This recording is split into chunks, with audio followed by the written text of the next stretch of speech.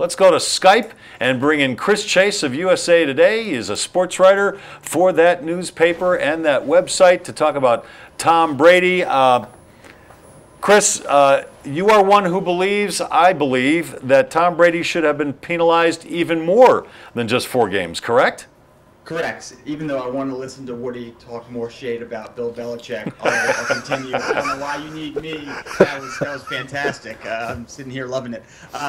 Yeah, I mean, look, first of all, you have the situation in the championship game, maybe before the whole Deflategate situation, which if Brady had been smart and said, you know what, I'm going to take the medicine, I'm not going to cop to anything, I'm just going to say, this is for the betterment of the league, this is for the betterment of my team, I'm going to take the medicine, I never cheated, I talked to those guys, I told them that I wanted the balls to be at the, you know, close to the legal threshold, the low threshold, and then just sort of went on, the media and his fans would have championed his cause. He would have been a martyr. But instead, his ego caused him to fight.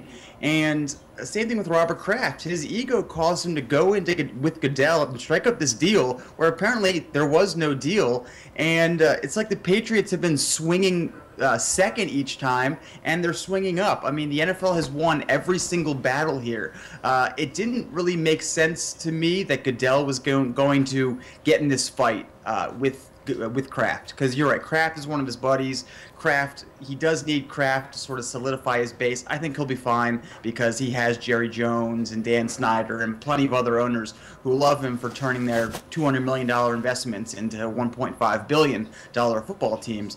But, you know, the suspension, 2 games was sort of interesting, but why is Brady going to continue to do this? Why is he going to have this 4 games and take it to court? Why is he going to have people remember this when he should just forget about it? Because everyone forgets in this country. That's all we do is forgive and forget. And Brady is not going to let us. And if he's not going to let us, then, 4 games seems about apt. Chris, I said earlier, great observations. I said earlier to Les that I think when you tell his legacy, when his obituary is written, it's my belief that this episode could have been in the 4th or 5th or 6th paragraph, that it was, he played in 6 Super Bowls, he won 4, he was, next paragraph, one of the greatest living players of all time. He was a 14-time Pro Bowler. He set records, broke Peyton Manning's records. Next paragraph, he played for New England, and there were some issues while he was in New England. So it would have been 4th paragraph. He's the one that seems to me to be moving it up into the 1st and 2nd paragraph. Is that fair? I wrote the exact same thing yesterday. I had 7th paragraph originally, and then now it's 2nd paragraph. Now it's controversial. Tom Brady is what might be in the lead, or the champion quarterback who fought the NFL late in his career. And yeah, it doesn't make any sense to me why Brady would do this. I can't imagine his sponsors are happy. I mean, I can't speak for Under Armour, but I can't imagine they're going to be pleased to see their golden boy go to the NFL and take them to court, particularly when they might be looking to get in on the apparel deal in 2 years. And I just can't see what's in it for Brady. What right now is the best case scenario for him? Is it that he gets all these games wiped out at the end of the year? Okay, maybe that's a benefit. But then he's dragged himself through court.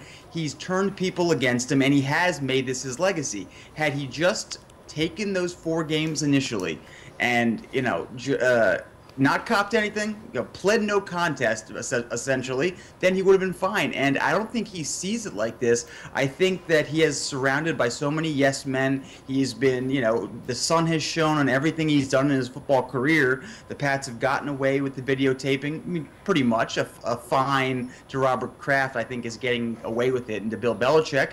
And this time he didn't. And I think he just sort of believed that eventually he'd get away with it because his lawyers were telling him they don't have enough evidence. What they didn't realize is this is not a court of law, and they didn't need all this evidence, and Brady is the worst for the wear. Hey, Chris, the Patriots seem to have gone full rogue. Robert Kraft, Tom Brady, Bill Belichick. Are the New England Patriots the new Oakland Raiders?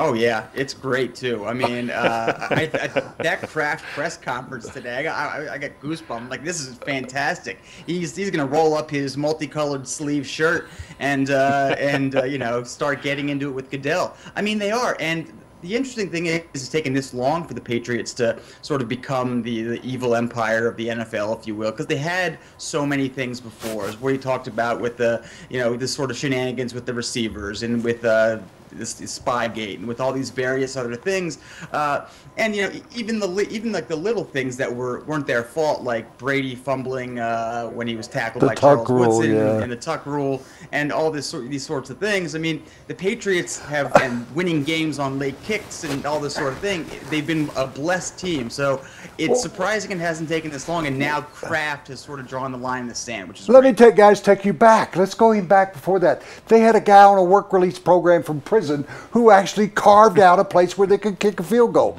And they kind of sort of skated with that, no pun intended. So, I mean, it goes back for years and years. You brought up the tuck rule. Let's advance the story. How do you see this playing out? I mean, is this, if this is upheld, which I believe, it's going to affect the whole league because there are teams like Buffalo that are going to take advantage of this. The Pittsburgh playing him in the first game. The Broncos maybe getting the first seed as a result of this. That it's going to trickle down, forgive me, it's going to trickle down throughout the league. But what do you think is going to be the worst aspect of this for the New England Patriots when we look back on this at the end of the season? Are they not going to win the Super Bowl this year? Is it going to be that they're not even going to get in the playoffs? How do you foresee that? I still think they'll win the AFC East. It's a tough schedule. Those first 4 games, Pittsburgh to open the season, and then they go to Dallas, I believe. So I think 2-2 is a possibility for the beginning. But if Brady gets an injunction and plays those games, and let's say it goes 6 months, and then all of a sudden they suspend him for 4 games at the end of the season, I mean, that's why I don't get any of this. There is this distinct possibility that this could go into December, and a judge who Brady's lawyers and the NFLPA thought would be sympathetic to them would rule for the NFL, and that suspension would be upheld, and he could theoretically, I'm not saying this is going to happen, he could miss weeks 13, 14, 15, 16, which is far more important than missing the first 4 weeks of this season. So I think that's the worst case scenario for the Pats, and it's something Brady really needs to think about, as well as the team. I mean, Kraft seemed to capitulate in May when he said, look, I'm just going to get this over with. He seems to be ticked off enough now where that's not going to happen, but at some point you have to sort of, acknowledge that you've lost the war here and don't get yourself any deeper. Chris, really appreciate your time. That's great stuff. What's your Twitter handle so people can follow you? It's at Chastifer. It's a terrible Twitter handle. All right. But and they can go to USA Today as well. Love the yellow paint. Yeah.